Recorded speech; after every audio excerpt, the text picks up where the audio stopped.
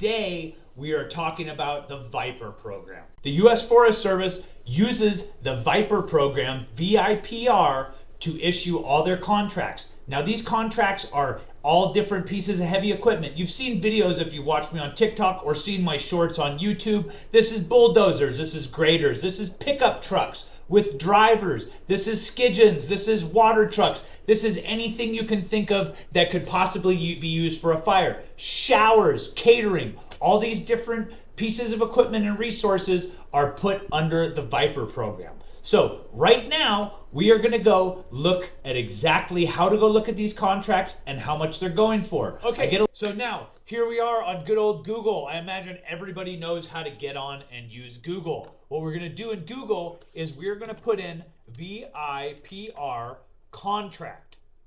The first thing that's going to come up is the www.fs for Forest Service.usda.gov. This is the website we want to go to. So as we go into it, you're going to see at the top, this is the VIPR tag that we want to make sure is clicked. You can look at all the different stuff to dispatch, center lookup, VIPR status, dispatch priority list, frequently asked questions, pre-season agreements, checklists, and everything else. So this is where you're also going to see all the different pre-season agreements. Now, the U.S. Forest Service with these calls these agreements. They are not contracts, even though you'll hear people say that, and even myself, I've said that sometimes. The difference between a contract and agreement is a contract means they're going to pay you a certain amount of money a certain amount of times a year. An agreement is an agreement between yourself, the contractor, and the United States government saying if there's a fire and they need, we'll use a bulldozer for example, and they need a bulldozer, depending on where you're at on that list and how much you bid, they will call you when needed. So this is an agreement that is a set price per day of how much you're going to get paid. So as we go down, you can see in alphabetical order, there's everything from aircraft all the way down to weed washing units. I've made videos on almost every single one of these, and we're going to make more about these and actually go look at these pieces of equipment and see how they're working. So once again, if you're not following us on TikTok, go follow us on TikTok and make sure to hit that like button and punch the subscribe here because these videos can help you get into government contracting. So as we go more into the VIPR contract system, as you go down more on this main page, which is the pre-season agreements, this is where you can look up by region, unit, dispatch center, and the resource category. So I'm just going to go to region 6 because that's where I am. You can also get online and look up U.S. Forest Service region map. And if you look under images, it will show you all the United States and it'll show you where and what states are in every region. And that will determine where you're at. Now, just because you're in one region doesn't mean you can't bid on a contract in a different region. So me being in the Pacific Northwest, I'm in region 6. Now, you can look up a unit, which would be an area, or by a dispatch center. I'm in the Rogue Valley Dispatch Center, and that's where all of my calls that come out for contracts are coming from, is from the Rogue Valley. So I want to see, because I'm doing market research now on a new piece of equipment that I'm thinking about buying, and I want to know what my competition is here in the Rogue Valley. So as we go down further, you see the resource category. Now this is where we can see every single piece of equipment that has an agreement in the Rogue Valley. Now, not every piece of equipment that is listed up top here is going to be down on this lower list. So it's only things that have agreements down here. So if you don't see it on this list, that means you are most likely the very first person to try to get a contract with that in that area. And that could be really good because you'll be the only person on the dispatch list. So starting once again, alphabetical order, chippers, type 1, type 2, type 3, dozers in the same numbers, engines in the same numbers. There's different types for all different equipment, and that usually comes down to if it's hauling water, the lower the number, the more water it hauls.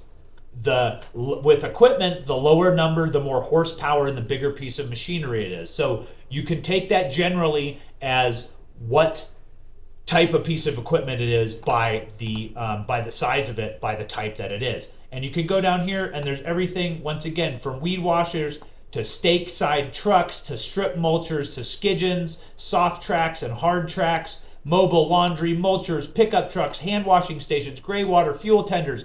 Everything is on here for my area. So this is where I would choose, if I'm thinking about getting a type 2 chipper, I can look and see how many contracts in the area. Now, by clicking on these, you can pull up the agreements and download them. Then you can go in and you can see how much these companies bid these pieces of equipment for, which can be very helpful when you're bidding. So going back to the top, the next thing we're going to want to do is, now that we know exactly who our competition and how much it is. Now, this is from the year before, so the pricing is going to change, but at least you can get a ballpark of where your pricing needs to be. Now, as we go back up to the top, we're going to want to switch over. Now that we've downloaded all those documents and we know the number that they've, the agreement number that they have and the price that they're paying, now we want to go to dispatch priority lists. Much like the last search, we want to go to a geographic area, and that's region 6. I'm going to want to look at my dispatch center, which is Rogue Valley Interagency for me, and then you're going to want to look at all the different dispatch priority lists for all the equipment that was already listed there. Now, as you click this chipper type 2, it's going to download a document that shows all the people that have contracts and who's number 1 that gets called, number 2, number 3, number 4, number 5, number 6, and so on. Now, wherever you put your pricing is going to put you on that dispatch priority list, either number 1, so you're the first person to get called, which means you're the cheapest, or you're the very last person to get called, which means you're the most expensive, or you're somewhere in between. So this is really a great tool to learn how to navigate, because now you can figure out your pricing and where do you want to be on the list. It's almost like a cheat sheet, and not that many people know about it. So the other really, really interesting and good tools that are on here that can be used are the lookup centers, the VIPR status, and the compliance checklists. So as we go to the compliance checklist, let's say we want to start in the chipper business, because that's what we already did. So I'm going to download the compliance checklist for a type 2 chipper. Now, this is a compliance checklist for all chippers. This goes for any other piece of equipment.